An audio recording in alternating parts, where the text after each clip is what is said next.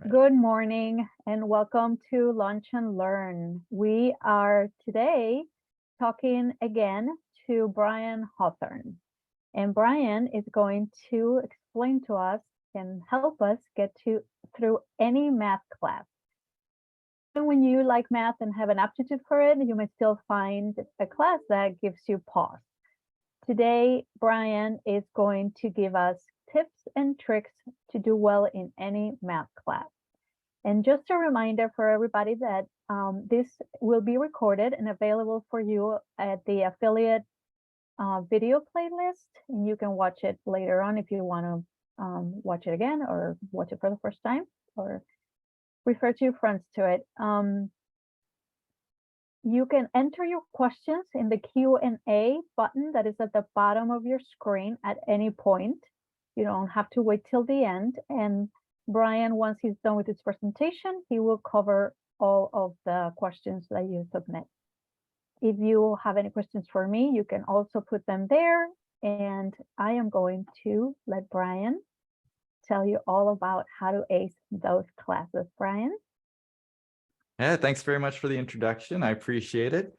My name is Brian. As it was said, I'm a math teacher. I'm also a math YouTuber, and I'm really excited to be here today to talk about one of my favorite topics. As much as I love math, I really love the process of learning math and going to school and taking college classes or even high school classes. And this presentation that I'm going to tell you about here, let me share my screen. Be able to see that now.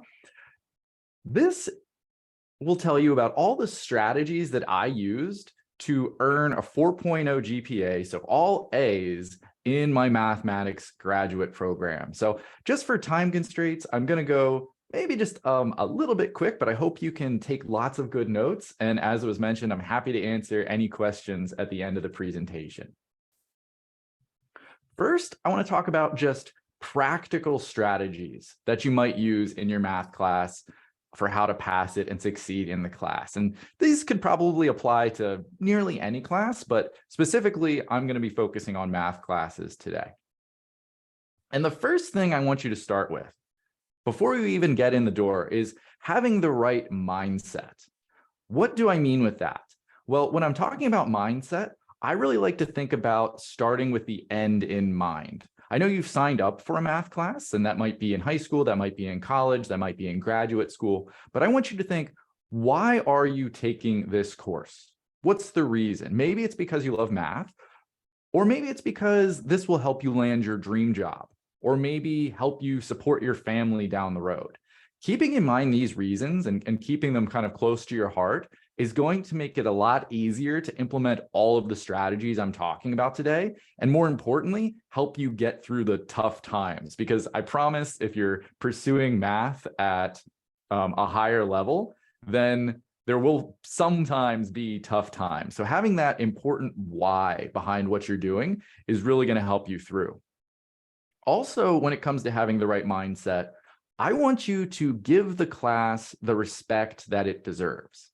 Now, what I mean by that is treat the class like it is your job and it's an important job. If you're moving on from high school into college, realize that your college professors won't treat you like a high school student any longer. And I realize some of the viewers might be in college already and kind of know about this, but I say it because I think a lot of high schoolers enter into college thinking it's going to be sort of the same environment, or that they can take their college classes, specifically college math classes, as easy as they did in high school. And sometimes it's a bit of a wake-up call for just how challenging and how grueling some of the math is and how hard the tests are. Now, I don't say that to scare you at all. I say it to prepare you and to put you in the right mindset. And there's sort of a stigma, maybe not a stigma, but a mindset that, companies don't want to hire engineers or actuaries that build bridges that fall down, right? They want to hire students that really know their stuff and can pass these rigorous classes. So make sure you come into the class with the right mindset. Also with that, and this is something that I hesitate to say because I take it as a given, but sometimes I like to say it, make sure you're not skipping class. There's Lots of people who end up skipping class in college, and it's not something that we usually have to talk about, but make sure you're attending every single class. And if you ever are to miss a class, make sure you're collecting the missing notes from a classmate or your professor. So all of that kind of goes with having the correct mindset. Next, you should be very, very familiar with the course logistics. What do I mean by that? This means knowing your syllabus, what's on it in terms of your professor's office hours, contact information, specifically how you are graded, your evaluation measures for the course.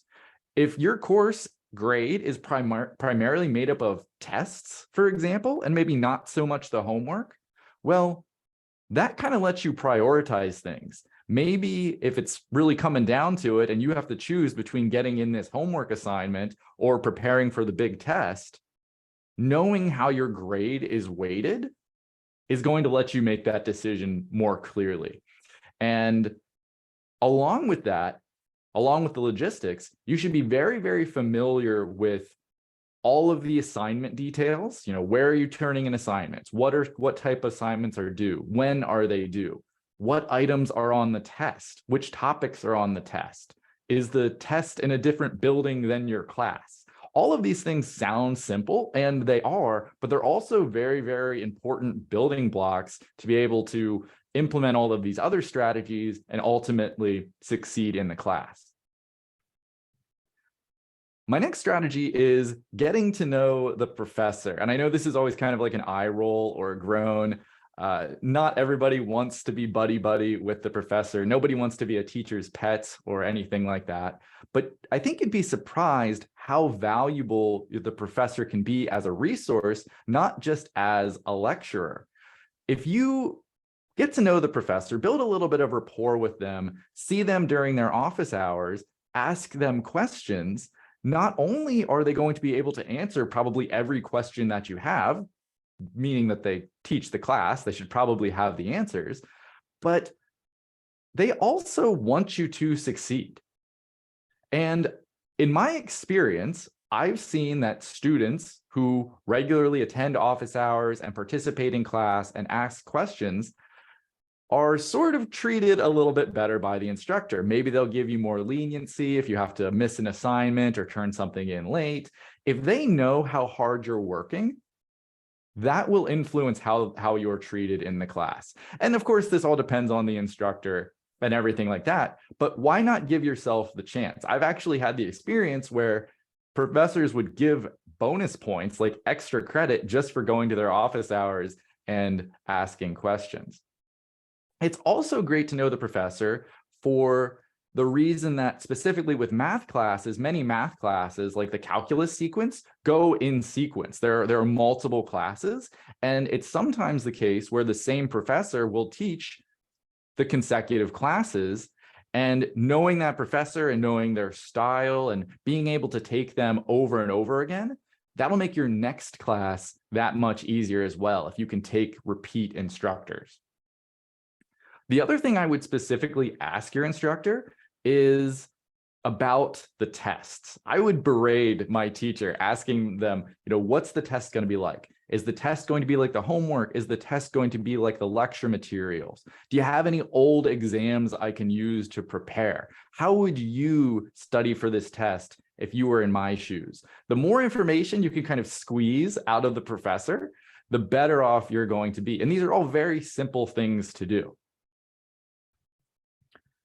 Next, this is kind of just a general thing, and I won't spend too much on it because I'm not an expert in health or anything like that. But I will say that staying healthy and trying to avoid burnout is very important for this. Getting plenty of sleep, eating right, getting exercise. Make sure you take breaks when you're studying, maybe like 15-minute breaks for every hour of studying you're doing. This is going to help you not burn out. I think it's very, very common when you start the semester and you have all this energy and you're starting all these classes and everything's easy and you're taking on these responsibilities, you're going to these different clubs and organizations and things like that, and you have all this on your plate and it's a lot of fun. And then as the semester goes on, and you've probably experienced this, your energy level and your enthusiasm start to kind of decrease, right, as the time goes on. And burnout becomes really, really common. So what I would say is don't overload yourself on responsibilities and classes at the start of the semester when you feel good, because as the semester goes on, things are going to become harder. The harder material is kind of in the middle and end of the semester, and you're just going to be tired by then too. So kind of thinking ahead, you don't want to overload yourself and get burnt out by the end of the semester. The other thing I want to say is that when you have breaks, and I'm talking like fall break, winter break, summer break, spring break, whatever that might be, make sure you take a break and do some rest. If you're kind of like a hard driver like I am, I would schedule all of these like projects and things I wanted to get done over my break because I would have that extra time, right? Oh, I don't have to worry about school. I've got this free time. Let me get some things done. I found that not only did I not get those things done because I was exhausted from the semester, but then when I went back to school after the break was over, I didn't feel any rest at all. So I kind of just burnt the candle at both ends and then threw the candle away. So make sure when you're on your break, make sure you actually take a break.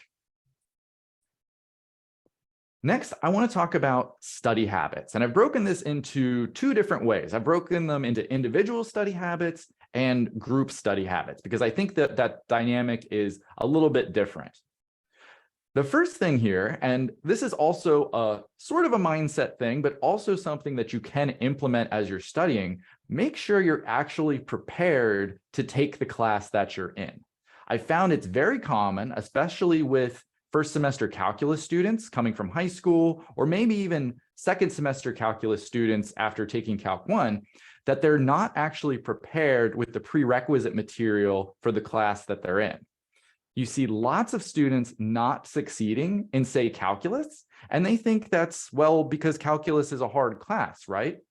And while that might be true, I would argue probably one of the largest reasons they're not succeeding isn't because of the calculus material, it's the prerequisite material, the algebra and the trig. Are you well versed in the things that came before? Because math is like that. Math is cumulative. You need to know pre-calculus before you're ready to take calculus. So if you are entering Calc 1, for example, and you don't feel strong in pre-calculus, it might be worth it to spend that semester retaking pre-calculus. I know no one wants to retake it, but then moving on to calculus when you're ready. I think that's a lot better than taking Calc 1, for example, when you're not ready, and then not succeeding and having to retake the class. Not only are you in the same position in your timeline, but now you still don't know the prerequisite material. So that's one thing that you can do. If you really don't want to do that, if you don't want to repeat a class or you don't want to shift your timeline, that's okay. Just be prepared that you might have to review on your own those algebra and trig skills. And that's totally okay. I think you'll find that reviewing old material is a lot easier and a lot quicker than learning it the first time. You'll be surprised how well you pick it up again. So be prepared for the class that you're actually taking. Next, and I really want to drive this point home, build the habit of studying frequently over time. And by that, I mean studying early and studying often. When I was preparing for a test, when I knew I had a test coming up in grad school, I would start preparing at least a week out, if not 2 weeks out from the test. Now, I know that's probably like, oh, wow, like seriously, you started studying like 2 weeks early? Yes, I did. Because I had the mindset that, one, I was taking the class very seriously. And two, I know that it's much easier to learn information over time rather than trying to cram it all in. And you don't have to study a lot early. I would maybe look at my notes for 10 or 15 minutes the first day of studying, nothing big, not even doing any problems, just looking over my notes, looking over the theorems and the examples. And you sort of ramp that up until the day of the test. So maybe the second a day, I'm still only looking at my notes, maybe 20 minutes. Maybe the third day I do a problem or two. Maybe the fourth day I study for a little bit more, and so on.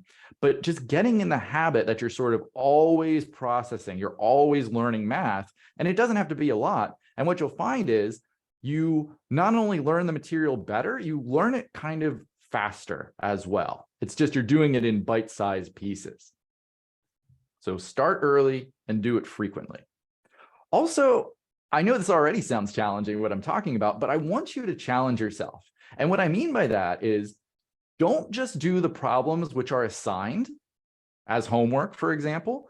Do the hardest problems you can find. If you have 10 problems from the textbook that were assigned to you for homework, I want you to do those problems. Don't get me wrong, do your homework, but also do the hardest problems. Do like the last few problems in the section or the problems in the back of the book that are like in red because they're hard. If you can do those problems, the test will be a breeze. I promise you that. So it's okay also if you get those wrong, because that's how you learn. So challenge yourself with the harder problems. Also, when you study like you're in a test-taking scenario. If your tests last an hour and you're not allowed to use a calculator or look at your notes, when you're studying, or if you're doing a practice test, for example, study under those conditions. Pretend you're taking a test. Give yourself an hour. Don't look at your notes. Don't use a calculator, whatever the rules are. And then after you do it, score yourself and see how you did. And that'll probably be a pretty good indicator of how you actually would do on the test. And you might say, oh man, I actually missed half the problems. I really need to go over these. And that's almost like a relief to you. If you do this, say, a week before the test, and you say, oh, wow, I'm really glad I did this run through right now. I would have failed the test. There's another thing that goes along with this, especially when I'm doing a practice test or I'm practicing a certain concept. You might practice something until you get it. Like I might practice a certain type of problem until I get it right, and that's fine. But if we're really challenging ourselves and we're really taking this seriously, I never practiced until I got it. I didn't stop when I got it. I stopped when I couldn't miss. So if it was a type of problem I was particularly stuck on, I would keep doing it. And when I got it, fine, but I'd try it again the next day, and I'd try it again the next day and make sure I could hit it every single time. I practice until I can't miss. That's how you know you really know something. I'm already a little bit behind, so I'm going to speed up just a little bit. But again, this is being recorded. You can watch again. Utilizing resources. Now more than ever, there is an abundance of free resources. There's videos on YouTube. There's free text material. Probably your course is loaded with free resources. So keep an eye out for those. Just for time's sake, I'm not going to harp too much on that. But one resource I do want to say is your textbook. Most people use their textbook to do their homework problems from, and that's about it. But if you notice, if you leaf back a few pages before the homework, there's the lesson that your teacher probably taught you with a bunch of worked out examples. And they've probably bolded or highlighted all of the nice, important facts and theorems that you have to know. I found tons of benefit actually reading the textbook. And I know it's not exactly a page turner here, but it's very, very valuable. And I'll do you one better. What I started to do, I started to read ahead. I would read the next day's lecture before we even went over it. Now you're really challenging yourself and you're getting ahead of the material. And I've found that when I read the material ahead of time, and maybe I didn't understand it because it was the first time I had seen it and I was trying to teach myself from a math textbook, no less. But when I went to class and I learned it in class, I got it that much better and that much quicker. So using your textbook to study and read ahead is extremely valuable. Next, I want to talk about group study habits. And again, I'm going to have to go just a little bit quickly, but forming a study group is a fantastic idea. Specifically, how I'd like you to form a study group is working with not only your friends. It's very, very easy to form a study group with your friends, but I would say, if you want to work with your friends, that's awesome, but maybe also see if you can include in your study group or get your friends to join a study group with the best students in your class. And it probably won't take you too long to figure out who the best students in your class are, but getting around them, getting in a study group with them will help you immensely. There's sort of this effect that when you're around people who are above you in some sense, not in any sort of negative sense, but if someone's performing better than you academically, getting around them sort of pulls you up to their level. When I was in grad school, I quickly made friends with what I believe is the smartest individual I ever probably met. He was this brilliant guy, and I studied with him. And not only did he help check my homework, and we learned from each other and studied together, and all that was great, but more importantly, he made me feel like I needed to up my game. And that's exactly what happened. So getting around the best students in the class will pull you up. The other thing that's incredibly nice to do when you're in a group setting is teaching each other to learn the material. Maybe you've heard that saying that the best way to learn is to teach. It can be very, very true. So what I would do with some of my friends or some people in my study group is we would verbally explain to each other how to solve a certain type of problem.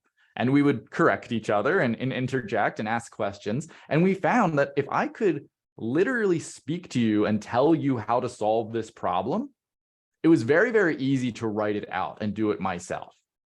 So this is a really, really powerful technique in group. I encourage you to try it. Sit down with a friend or a study partner and verbally tell each other the process of solving these problems.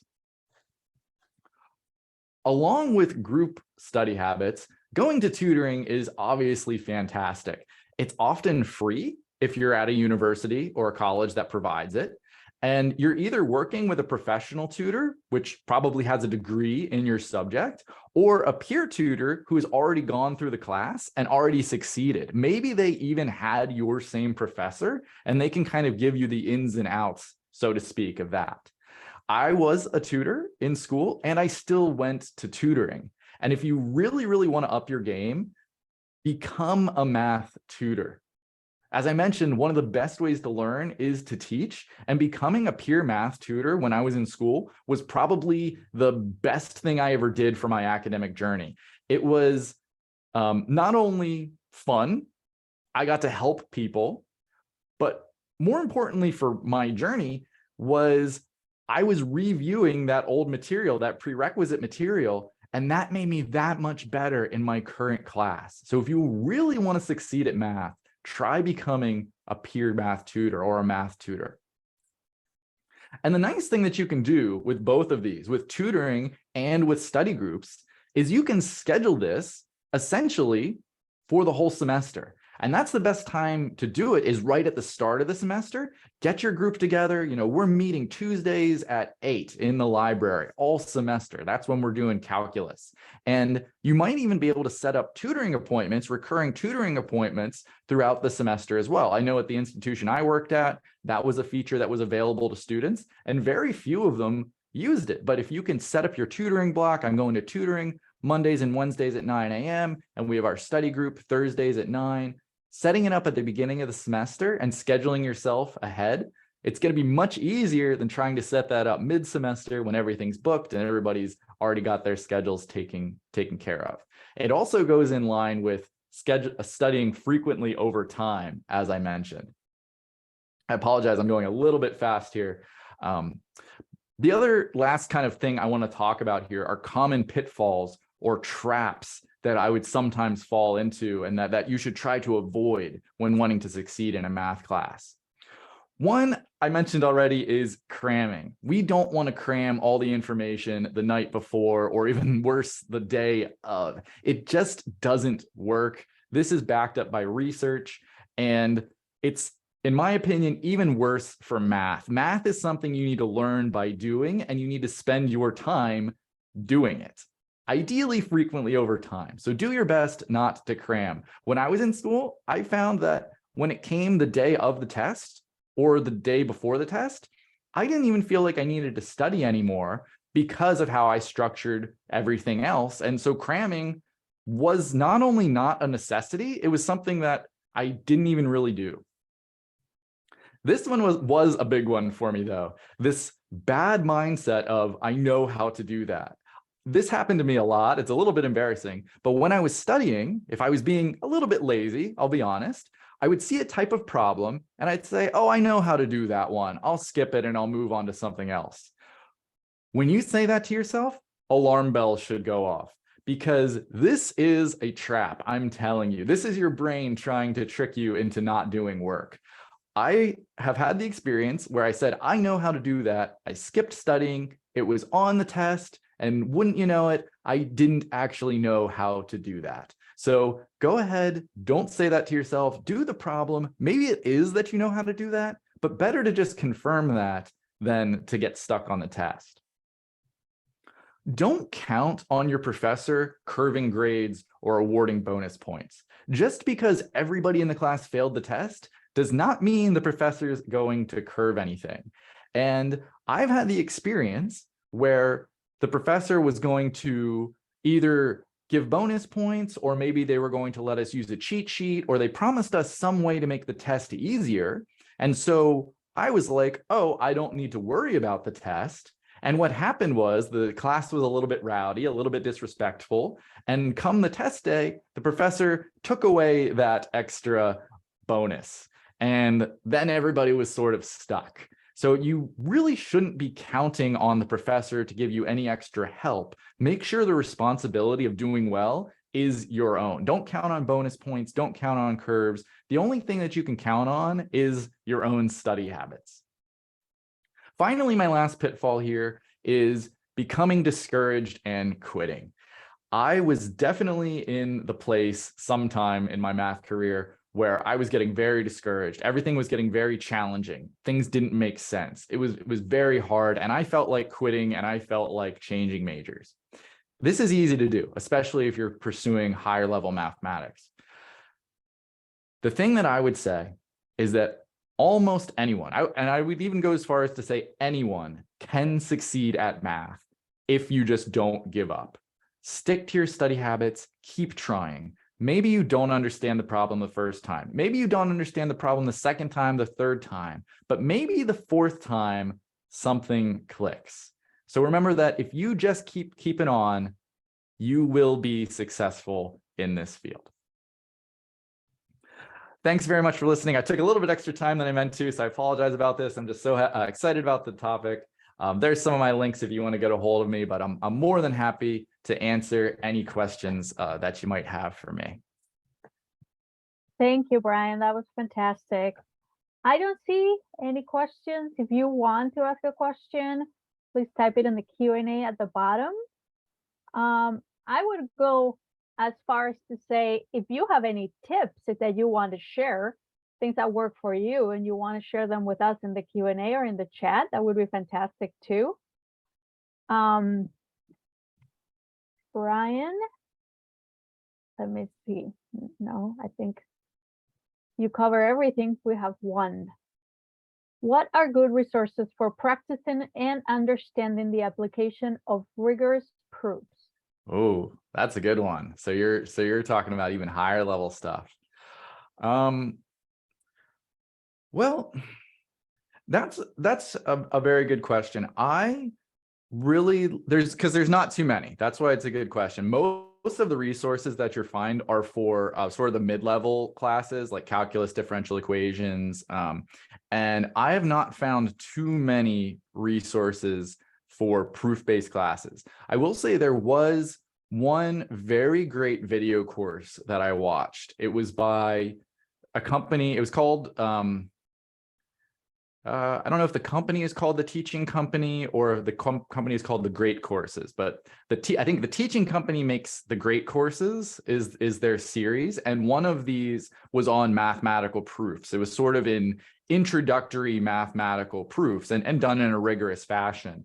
And I watched that lecture series, and that really kind of helped wrap my mind around the different ways things get proven and the different proof techniques. And it was done in a very digestible way as well. It was also really nice because you didn't have the pressure of learning it from the instructor, and you didn't have to do it on a test or anything. So I think whenever anybody asks me how I should learn how to do a math proof, I direct them to that video series. I can't remember exactly what it was called, but if you just Google the Great Courses math proof, you should be able to find it. Great question. Yes, thank you so much. I don't have any other questions, and unfortunately we're out of time. So I just want to thank Brian again. No, you're fine. Again for being with us today. And just to remind everybody, the next Lunch and Learn is on December 8th, a Thursday instead of a Friday. And we are going to be talking to Joe Wurzberger. He is the Managing Director of Strategy and Innovation for the Society of Actuaries, and he is going to talk to us about changing careers, the future of the SOA, and where the actuarial profession is headed. So I hope to see you then, and I will, there's one more question. We don't have time today. Laura, I will have maybe Brian answer this to you. I can tell you in 2 seconds. Sorry, I will say that as far as discrete math goes, typically the actuarial path doesn't use as much discrete math. It's much more probability statistics and calculus and financial math. I would say less discrete math. I'm not saying that there's none. You'll have to check into the exact program, but probably not as much discrete math. More probability and statistics. Thank you, Brian, for that. All right, that's all the time we have for today. Thank you so much, and we will see you next month at the new Lunch and Learn. Thanks, Brian. Bye. Thanks very much.